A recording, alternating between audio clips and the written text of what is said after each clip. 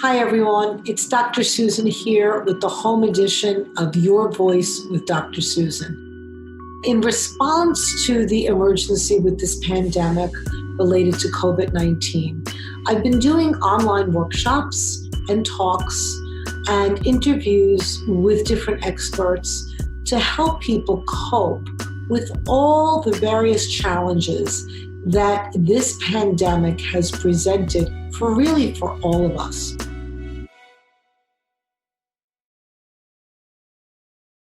So I am so pleased and honored to have Dr. Professor, lots of different titles, Joel Weinberger here with us tonight. And in addition to being a professor, he's a psychologist who is a professor, and he also is a therapist. He sees people clinically, and he's an international researcher. And I'm sure there's a lot more, and he's also an author. And he wrote the book called The Unconscious. I think I'm giving your joke away, but I am so happy to have you here, and it's just great. So thank you for coming. It's nice to be here. Thank you for inviting me.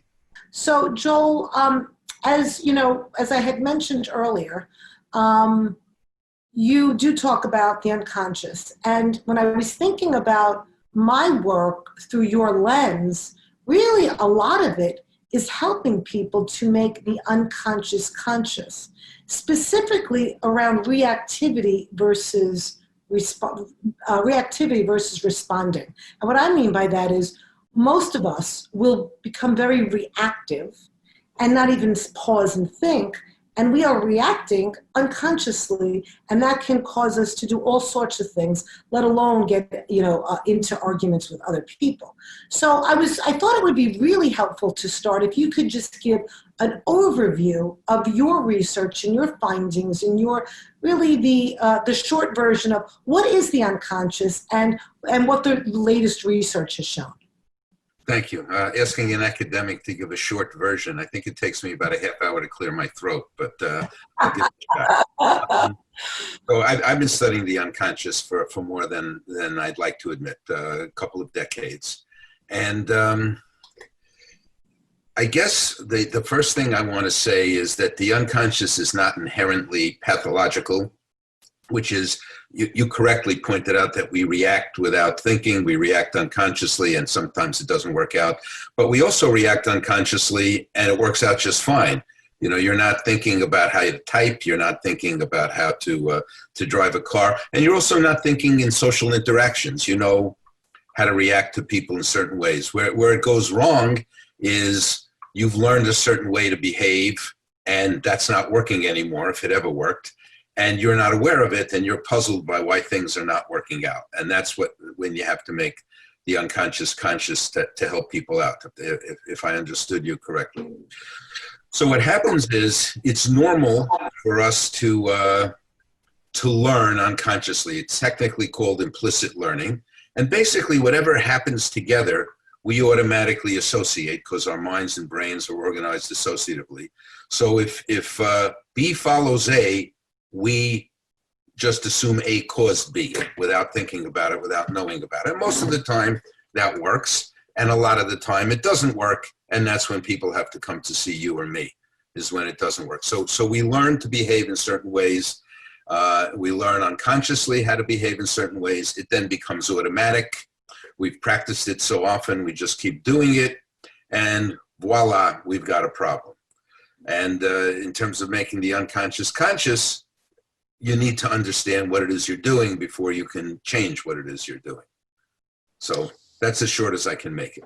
No, that was even shorter than you needed to. So I'm going to ask you a couple of questions to make it even longer. Okay, I can go on. Right. Some people would say, that's baloney. You know what? There is no such thing as the unconscious. And I know that you have ways to show people that there actually is an unconscious. So is there something you want to try tonight in terms of doing with people or suggestions? So that I have a couple of magic tricks, but it requires audience participation that's hard to do on Zoom. So I'll start by just saying we're having a conversation, you and I. And we are conscious of having this conversation. So I ask anyone listening, and I'll ask you, Susan, because I'm talking to you. You know what you're saying. You're conscious of what you're saying. Where'd the words come from? Did you think to yourself, I will now use this word? And then you thought about it and you consciously created it. You just talk. All right, so there's an obvious thing. I'm also purposely doing another obvious thing. I'm talking and moving my hands. Why in the world am I moving my hands? I move my hands when I'm on the phone. And I suspect that most of you move your hands. Are you aware? Do you look at your hands and go, I think I'll wiggle it this way. No, I'll move it that way. It's clearly not a conscious thing. We do it automatically. I can get into the weeds and talk about why we move our hands. The simple answer is that the speech part of our brain is connected to the motor part of our brain. It's connected to movement. And so we do movement. And the two parts of the brain is really the one part of the brain. It's the movement part of the brain. So that's why we move our hands. So those are everyday unconscious things. Now I could do, let me give another example since you're asking. There's something in social psychology called attribution theory, which I think is very important for clinical work, but for some reason clinicians are not aware of it. I don't know how many people listening are clinicians, but if somebody does something, if we see somebody behaving, or if we're a therapist and we hear a story that somebody tells us, we immediately attribute the cause to the person's character, to the person's personality. The simplest example I like to use in my class is you're driving on the highway and someone cuts you off. Wow, what an a-hole that person is. That's the immediate reaction you have. You've attributed something to their character. However, when you cut somebody off, you now attribute it to the situation. They were going too slowly. I needed to do it. I'm in a hurry. I had to be somewhere. This is unconscious. This is automatic. We attribute the behavior of other people to their personalities.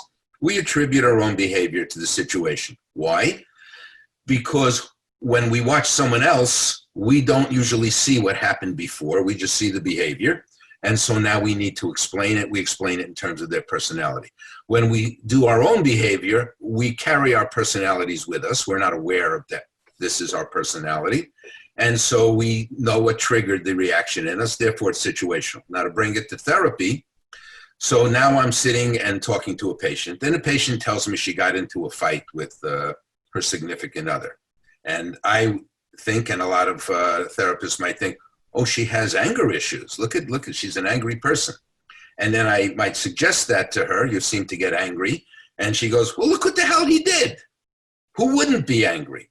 And then we have a therapeutic rupture and difficulties. And the reality is we're just behaving normally. So what the therapist has to be aware of is that she or he is going to attribute behavior of others to their personality. And we do that to our patients, so beware. Now I've just made the unconscious conscious in myself. And the patient should be told the same thing. You're going to attribute what you do to the situation, but if you do it across a lot of situations, maybe it's not the situation. And once that's out of the way, we can have a conversation about it. So I just want to underscore the point that you just made, because there's a lot of non-clinicians watching and on the call. What you made so clear is that we do attribute things differently when we think about ourselves, because we know ourselves, some of us, and at some point we know ourselves. Sometimes we're doing things unconsciously, but we're very quick to make judgments and assumptions. And like the example you gave with the car, if we are swerving to avoid an accident, say, then the person next to us doesn't realize that we're doing that, but we do. So we think, you know, why are they yelling at us? But we don't make the assumption that maybe that person swerved to avoid. We just think that they're an idiot, you know, that they're doing something wrong. And I think that lends itself to the whole notion of compassion for other people and not jumping to conclusions and assumptions. And that's what a lot of us do automatically, unconsciously. Yes, I agree completely. But the other side of it is we ourselves are not aware of our personalities. They say, oh, I swerved for this reason. I got angry for that reason. I reacted this way for another reason, not realizing that this is characteristic of us and therefore not doing anything to correct it or work on it. So both sides are happening. Right. And you need to be aware that both things can happen, that you're not aware necessarily of your own personality and therefore your motives. And you're also not aware of the other person's personality and you're assuming it's their personality. So both can happen.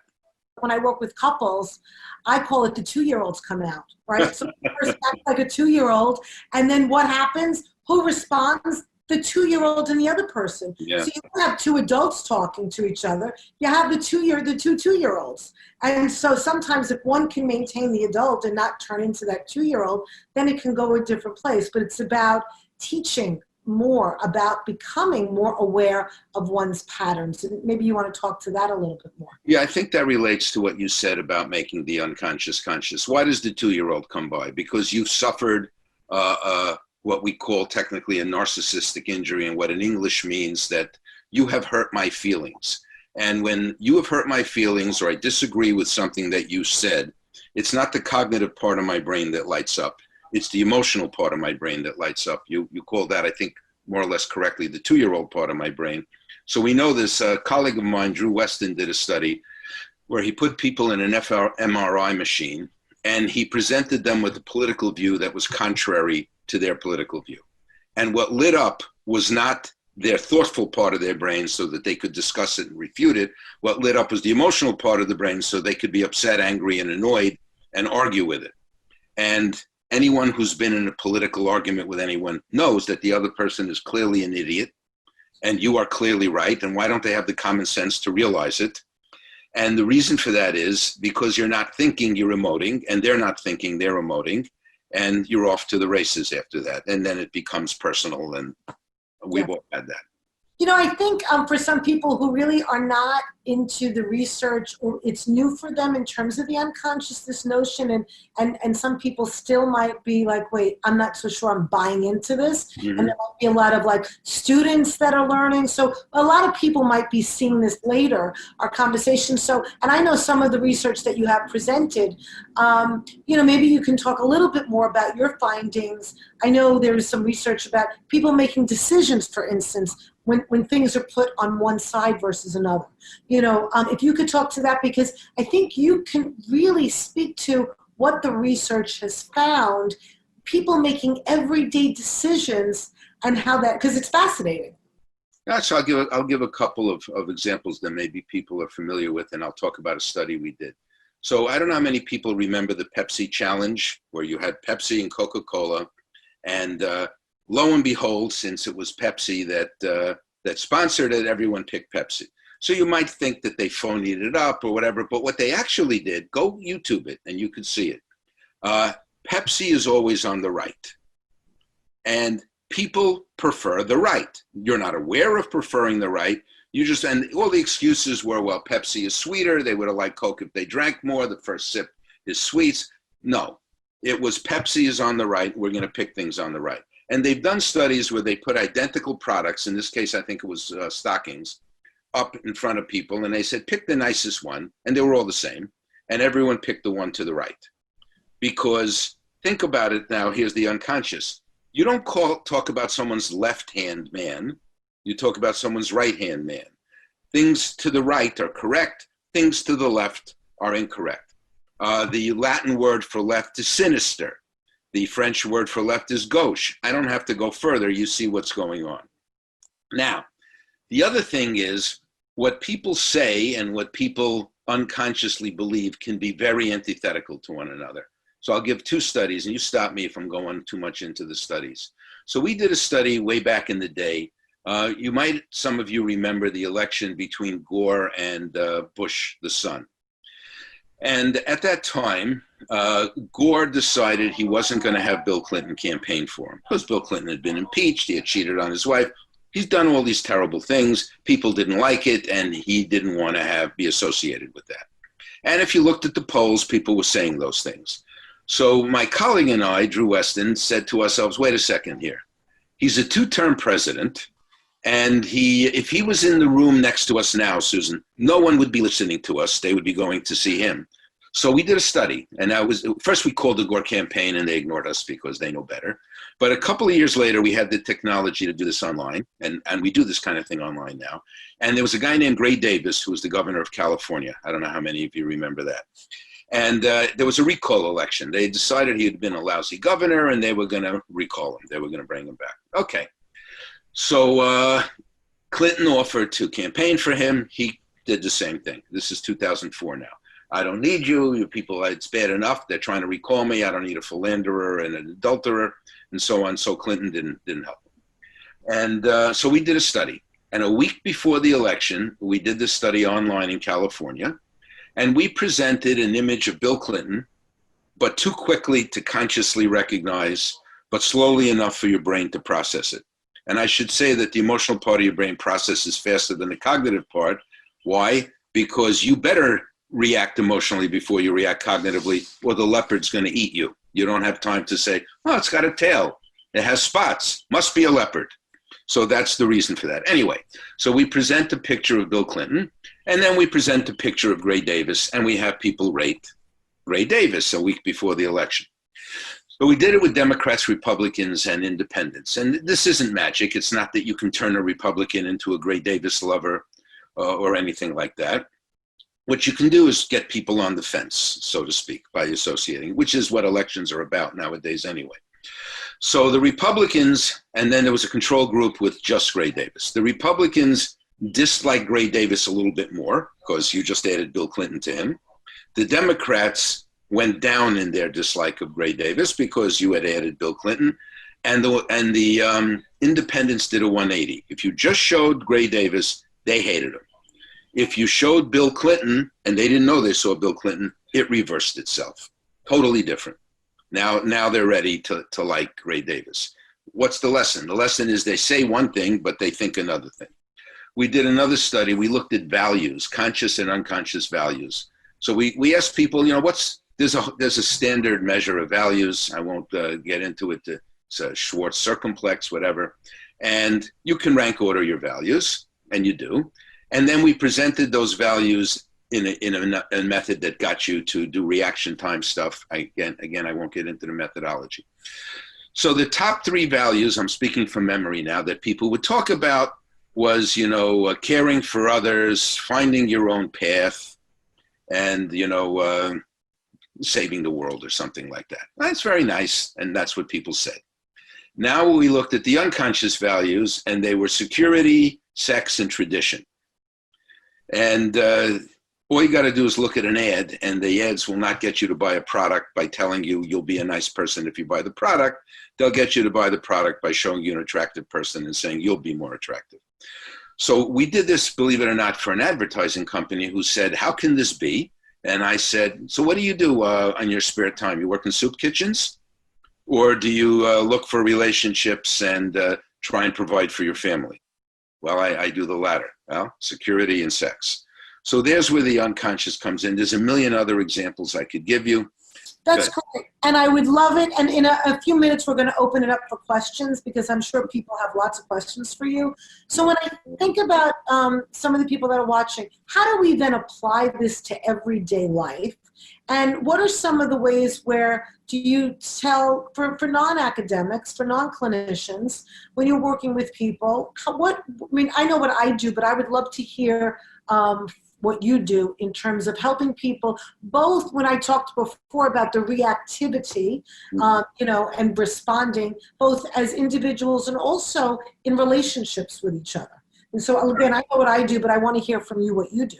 Okay, I'm going to talk about everyday life and then get into therapy because you said there are a few people here who are not therapists. The biggest piece of advice I could give is watch what people do as opposed to what people say.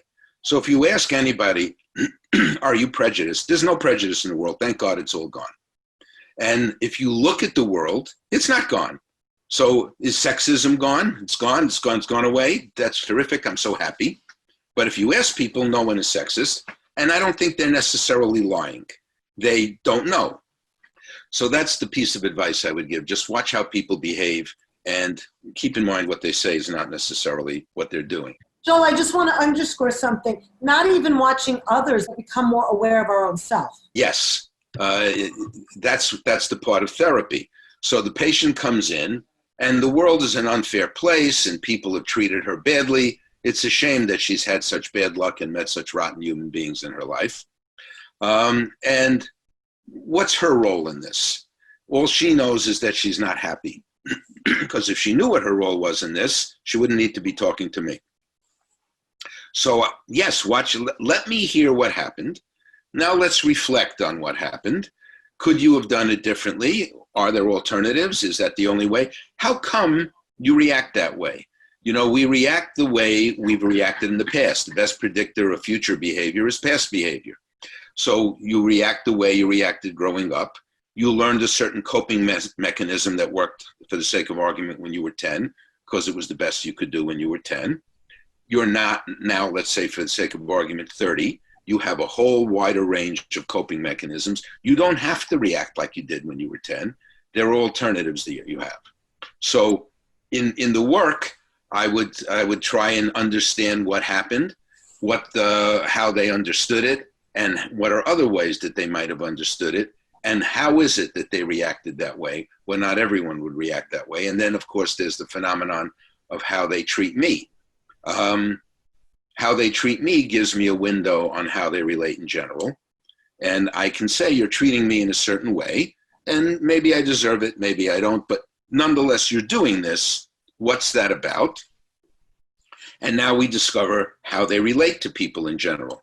And we apply a template to others based on our past relationships. It doesn't always fit. So, and we're not aware of that.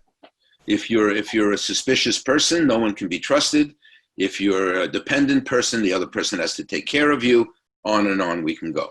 You've been studying this for so long, and this is really your passion, that the first step for you is making the unconscious conscious. Right. So then what's the other piece? So that's a good question. So the idea is now, okay, I know what I do. Terrific. I've been doing it for 25 years. It's ingrained in me. It's habitual. It happens automatically. What am I going to do now? Well, you know what you ought to do now. Your job now is to practice doing the more adaptive thing. What you need to do is exactly what you did in the past that's not working for you. You repeated a way of relating, a way of behaving until it became automatic and unconscious. Now I want you to practice this new, more adaptive way of behaving until it too is automatic and unconscious. Because if you have to think about it every time and go, oh yeah, I learned this, and this is what you're gonna 90% of the time not do it. Because you're not focused and thinking 90% of the time, you're just living your life. So I call that making the conscious unconscious. And I think that's a neglected part of psychotherapy, and it's just as important as making the conscious, making the unconscious conscious, but it comes second. First comes making the unconscious conscious. Yeah. And I think that, what you're saying is so important, because I've been doing a lot of that in terms of there are people that are doing that piece. One is acknowledging it, right? Like what worked, what went well. We spend so much time historically in the field focusing on the problems and what didn't work. Yeah. So you mentioned reinforcement. That's part of like behavior therapy. And if you're psychodynamic, you kind of throw that out the window, and all the person has to come in and repeat all their behaviors over again, rehab the insight, and 2-3 years later, it's all behavior. You don't get into the weeds about how this happened to be and making the unconscious conscious. You just teach them a new coping mechanism. So they're both missing a piece of the puzzle. The behaviorists are missing the relational piece of the puzzle, that you have to relate to the therapist, and you have to have trust and so on. And that what you're practicing is not as simple as, don't do it anymore, do something else. And what the psychodynamic people have to realize is that practice matters, and that whatever the reason they got to be the way they are, they're that way now. And you have to practice being another way, not just realize that you're that way. So what do? I offer them that as psychoeducation, and we start talking about how, what to do in certain situations, practice in the situations, and eventually, we hope, they will behave more adaptively. Does it ever go away totally? No. It just becomes more probable to behave more adaptively the more you practice it and the more it works for you, because when it works, you're reinforced. And when it doesn't work, you are reminded that it doesn't work, and therefore you're not reinforced. And eventually, we hope, and eventually is not 3 weeks, that you'll behave more adaptively and you'll relate more adaptively in the world. And I'm simplifying it because as a therapist, this is hard work, but that's right. Oh, no, right. Absolutely. That's great. And because I don't think that you mentioned this, but I think it's important for people to hear it. How much now of what we do is unconscious are we seeing? Most, but I want to do a caveat. There's no such thing as a pure unconscious process, and there's no such thing as a pure conscious process. Everything is a mix. Now, the relative percentage, if you want to use that kind of terminology, is it relatively conscious? Is it relatively unconscious? Now that we can talk about realistically. But to say this is unconscious, this is conscious, is a false dichotomy. We started by me saying, I'm having a conversation. The false dichotomy thing, I did not have a little man in my head telling me what to say. I just said it. But it's mostly conscious, so there's nothing that's purely unconscious or conscious. But if you want to ask, most of our behavior is unconscious because we burn out. You can't spend the whole day focused and thinking about stuff and doing things and saying, what are the you just have to behave automatically. You have to just go about your day. So most of what you do is unconscious. I don't know if I want to put a percentage on it, but if you ask me, I would say the vast majority of what we do is unconscious. And so before we open it up for questions, if there was one takeaway that you wanted non-clinicians, just non-experts, just lay people, just regular people that are not in psychology, that were never in therapy, what would you want them to know, take away from this? Well, two things, and they're related. One is that you can't separate the two and say, I'm going to make the unconscious conscious, and then all of my behavior will be conscious. That's never going to happen. It's always going to be a mix. And the second thing is people seem to categorize the unconscious either as all bad, I need to overcome it, I need to defeat it, I need to make it go away, I need to make it conscious. That comes from the psychopathology part of it. That's just not true. Most of what the unconscious does is helpful to us. And the other side, that the unconscious is the seat of eternal wisdom, and I only have to trust my gut and go inside myself, and I will be a better human being, is also not totally true. It is what it is. Most of the time it works for you. It evolved like everything else, like your thumb, to help you adapt in the world. And like everything else, it has a cost. You know, we have feet to help us walk, which means now we don't climb trees as well. You know, the cheetah is built for speed, so it doesn't have a lot of stamina and strength.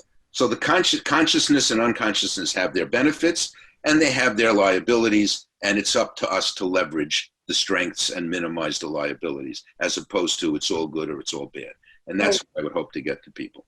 Great. The words that I use instead of conscious or unconscious, because some people are too uncomfortable, is I use awareness versus unawareness. Yes, I agree. And the reason I agree is our brains are organized associatively. Your associations to conscious and unconscious take you to a place that's not helpful, and your associations to aware and unaware take you to a place that's helpful, then that's where you should go. You know, the word doesn't mean anything. It's come to mean, you know, Freud or I'm asleep or something like that.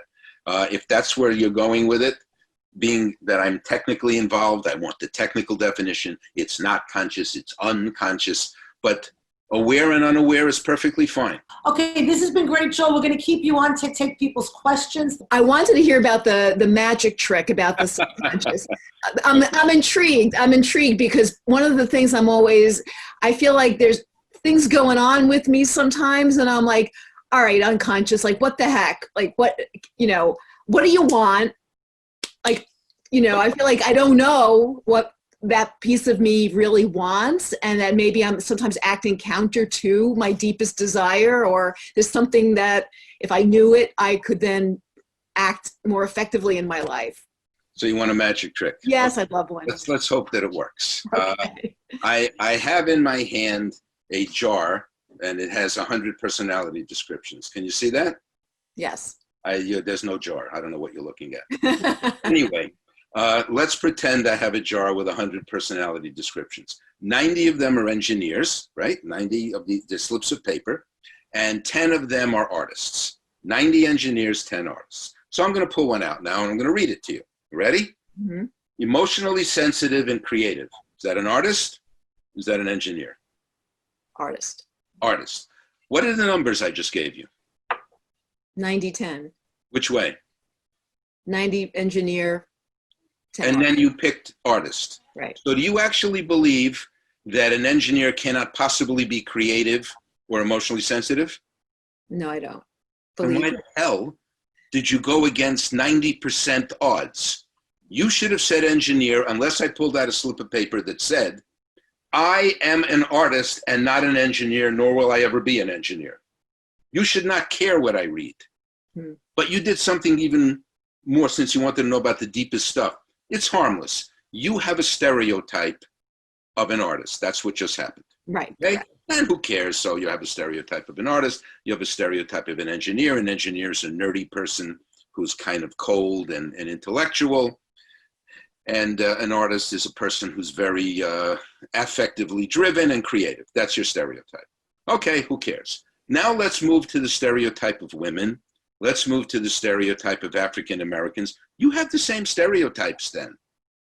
If this can work, when I gave you 90-10, imagine in the world when things are ambiguous. There's my magic trick. I think Heidi wants to know what she can do about it, though, right? That's a separate question, but you wanted a magic trick. Now, what can you do about it? Now that you know this, Heidi, are you going to be more aware next time you judge people? That's the idea. If you could do this and in such a clear way, when I went 90%, 10%, and so on, imagine what you do in ambiguous situations. So you need to know this about yourself, that you carry around stereotypes. You're a nice person, I'm sure. I like to think I'm a nice person, but we're all biased. We're all prejudiced, and we need to know that. So now your behavior has to be more based on that knowledge next time you interact with a person who's identified as some group or some sort. Well, the other thing, obviously, you can do is to go into therapy and learn about yourself. You can keep a diary, but be aware. So I would ask you, if you don't mind, I'll put you on the spot. Why in the world, when I emphasize 90-10, and I said it more than once, did you end up saying artist? In your mind, not now I've explained it, but in your mind. I realized it was a generalization, but I went along with the stereotype. I went on the surface. I didn't probe and ask you more questions. There you go. So what you need to do if you want to overcome these negatives is apply that brain that you have, the cortex that you have to the question, instead of just jumping into it.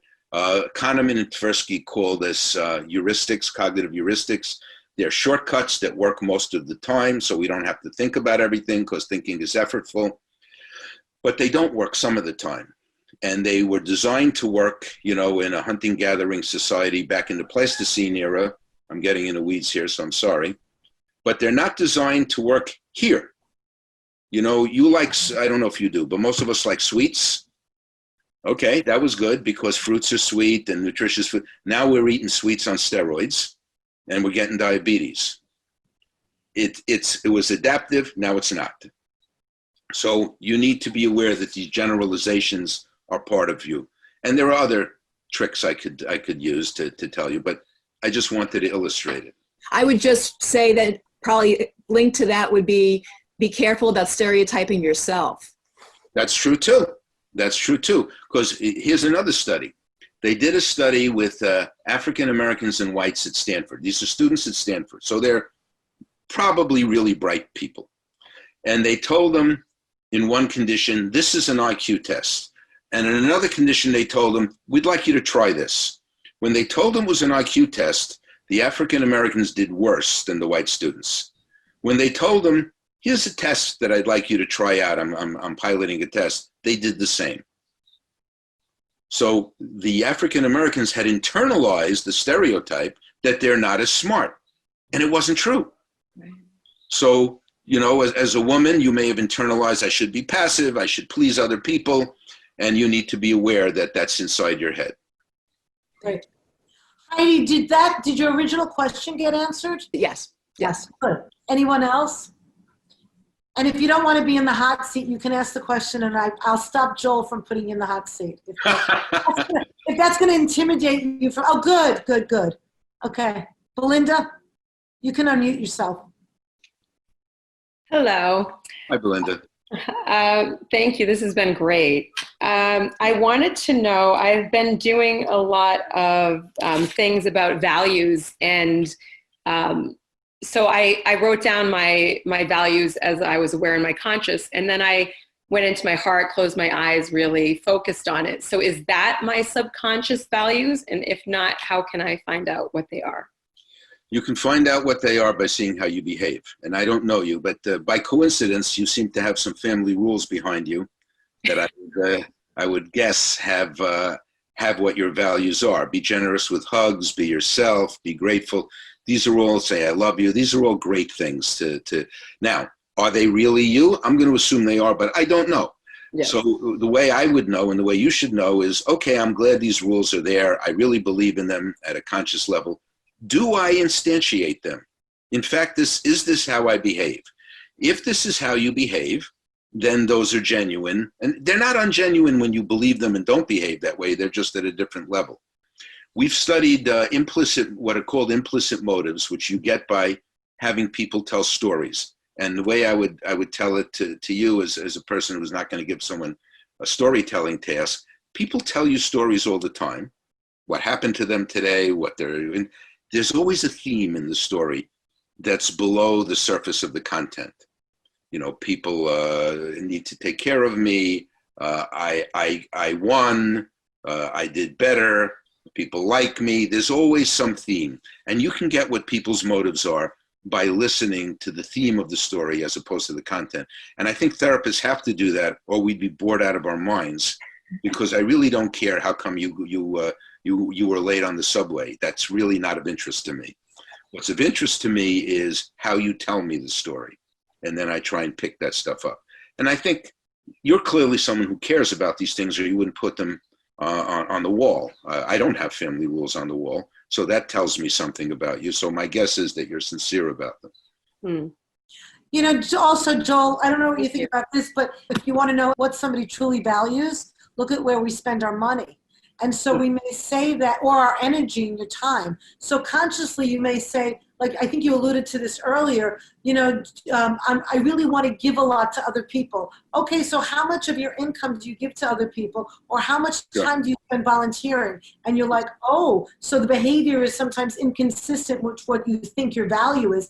And that can just help you. And it doesn't mean it's not your value. It just means like you want to realign your life with your value. You go, okay, so maybe I need to stop putting so much energy in cleaning my house, which is not my issue, but in cleaning my house and then put more energy into volunteering, you know, but because it helps to just take stock so that you can figure out, oh, okay, so like I did that recently. I'm working a lot on the computer, you know, being home, and my number one value is my daughter. And then recently she said to me, you know, we don't really spend a lot of time together. And I went, oh my goodness, she is my number one priority, and yet I'm not prioritizing her in terms of time. So it helped me to change that, and now I made sure that every day when we go over, so it wasn't on purpose, but I was being unconscious in doing that. Yeah, you were being driven by the moment. And my coping mechanisms too, when I'm stressed, I work. So, but that was getting in the way of dealing with one of my most important value is my daughter. So it's interesting. You know? I ask people sometimes, if your house was on fire, what's the first thing you'd grab? And you find out a lot by finding out what's the first thing they would grab. Is that kind of tells you your value. What are you unwilling to lose? I see people nodding and smiling because... That actually was a clue in a Sherlock Holmes story. Ha! They deliberately set a fire to see the first thing that the person would do. What would they grab? I'm a big Sherlock Holmes fan. I wonder if that was in my mind without my realizing. Maybe. Yeah. Unconscious, yes. Unconscious, that's right. Any other questions? Keep it coming. Don't be afraid. Hello. Hi, Earl. I'm just fully intrigued, enthralled, and enjoying this conversation because Raheem and I are always talking about the conscious and unconscious, and he actually just showed me something about heuristic, the definition. So we tend to dine on the conscious and unconscious. Even as a teenager, I tried to train myself to behave a certain way, like to do certain things so that it would become part of my nature, like be efficient about how I go about doing things, but just kind of train myself, even from young, to try to be a certain way with certain things. Sure. And it helps. It helps because then, it just becomes second nature, which is the point. If you want to train good behaviors and things that are effective, once you do that and you start early, it can become a part of how you do stuff. And I mean, it could be good. I mean, bad things, of course, you try to steer away from, but, So Earl, you're talking about what I call making the conscious unconscious. So you were consciously aware of how you wanted to behave. And you said, in order to behave that way, it has to become part of me. In order for it to become part of me, I have to practice it. And I'm guessing it worked.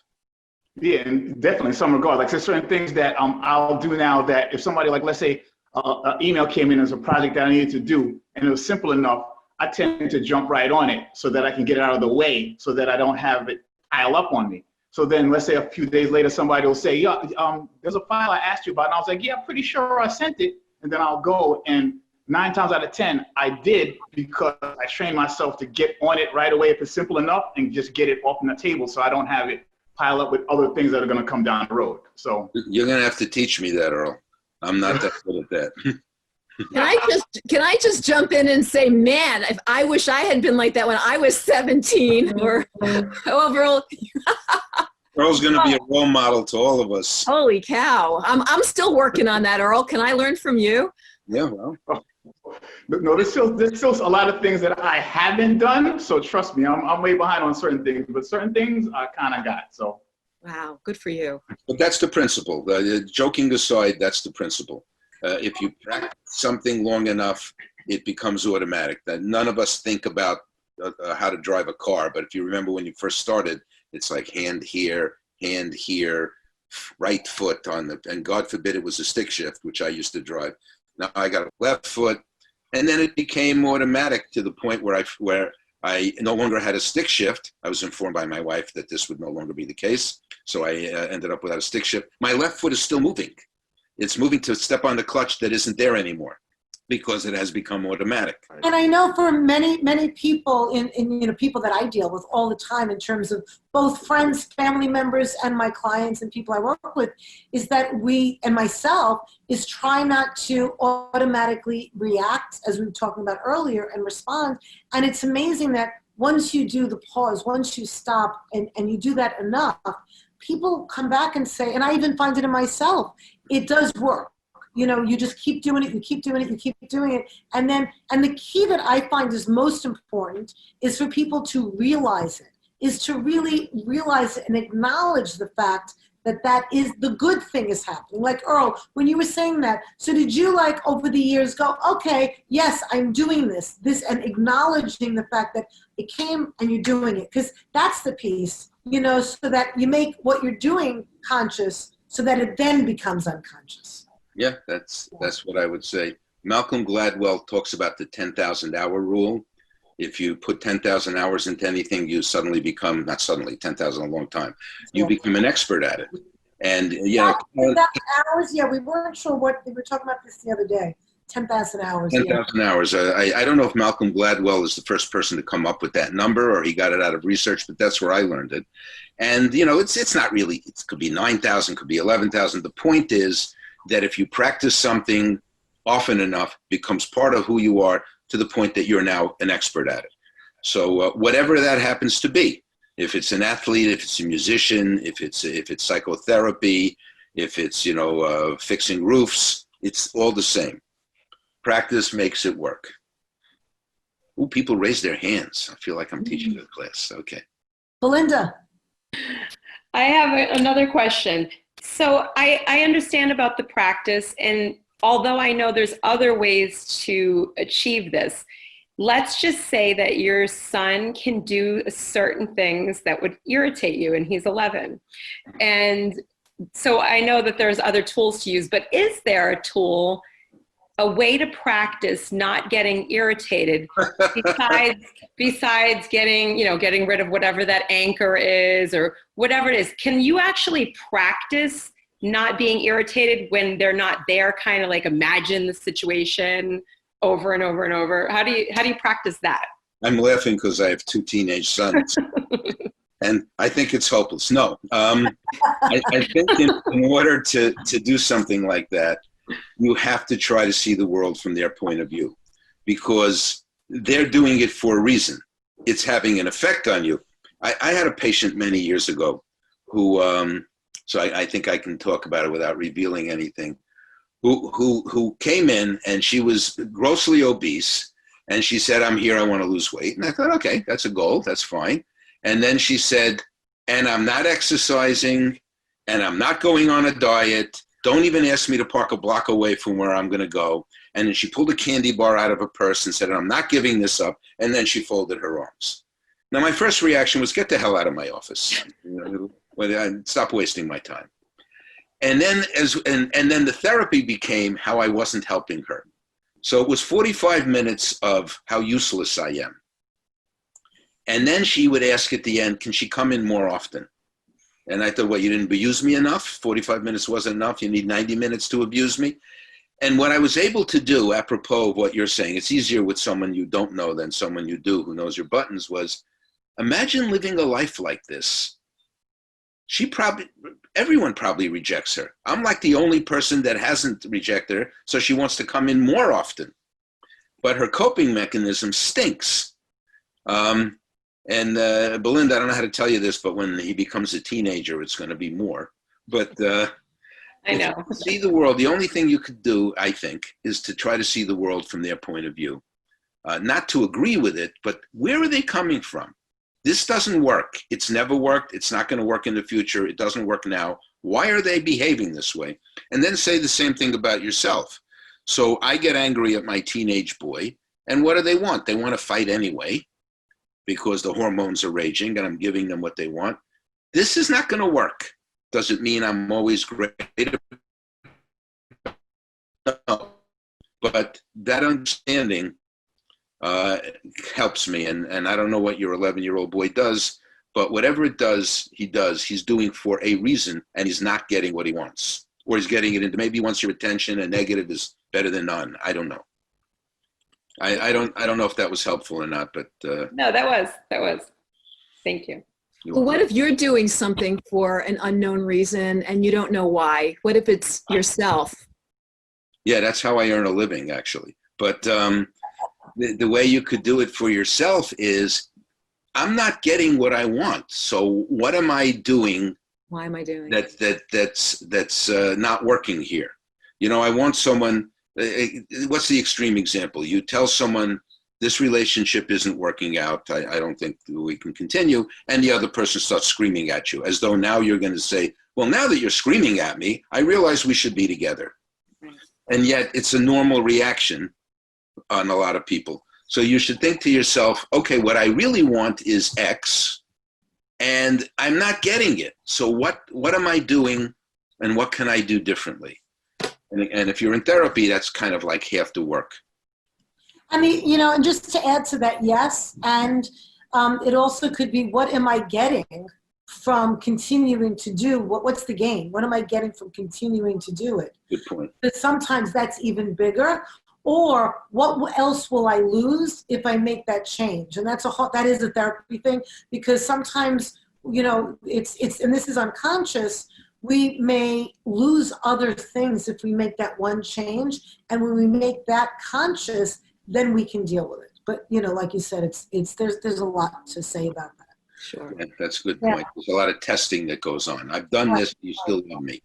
Right. Joel, this has been great, consciously, unconsciously, subconsciously, all the different levels. Yay.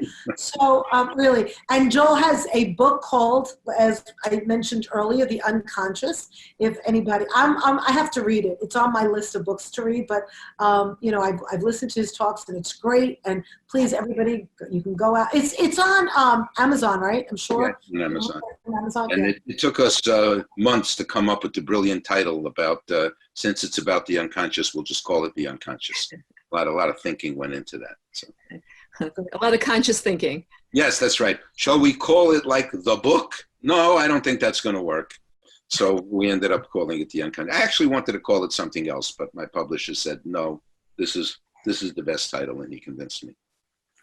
And we also want to do a shout out to the Mentor Project for hosting these. This is really great. You can check out the Mentor Project on Facebook or mentorproject.org. And you can see great interviews with mentors. Joel also gives a full explanation about the unconscious, and there's more research that he presents in that talk. and there's lots of other great, great talks. And if you're interested, you can also be a mentor, or you can just contribute. And please come back. We are here every Wednesday at 6 o'clock. If you have any ideas for future topics that you want Dr. Susan to cover, I'd be happy to do that. And Joel, thank you again so much for joining us tonight. Thank you, Susan. This was really fun. Thank you all for coming. Thank you so much. Thank you, Debbie. I hope that this series finds you healthy, well, and if you have any questions or comments or need any further information, please contact me. You can reach me at yourvoice@drsusan.nyc. yourvoice@drsusan.nyc or drsusan@drsusancares.com. drsusan@drsusancares.com. Please be safe. Please take care of you and your loved ones. And I look forward to seeing you at the next episode of Your Voice with Dr. Susan, the home edition. Thank you.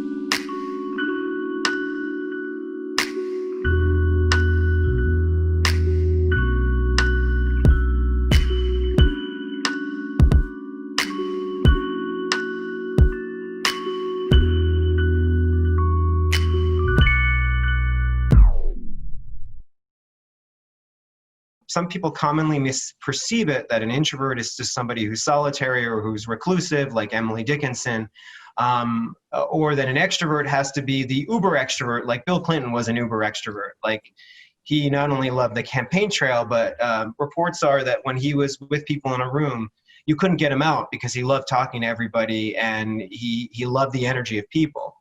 But it turns out that what we're looking for is the sweet spot of energy. And the thing is that extroverts need a lot of stimulation to feel energized. Introverts get stimulated pretty easily, and so they retreat to regenerate. And ambiverts kind of need both that external and a good deal of that internal to get their sweet spot. So again, I like to think of it also as we all need to find our sweet spot in terms of how we get energized and how we feel fulfilled. And of course, you know, introversion and extroversion are just one dimension of that, but they're pretty crucial. You know, one of the things with working with college students and also just working with people of this generation, it's wonderful that people are so idealistic and wanting to change things. But I think one of the problems of our political culture right now is that we don't know how to compromise, and we also don't know how to carry the messy mixture of what it is to be human.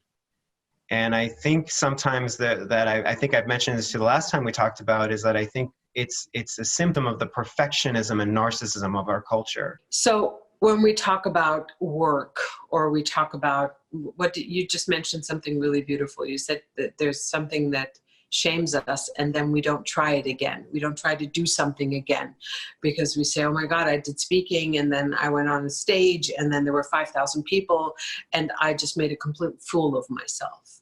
The embodied work that I do around shame brings with it a lot of experiential work in the body.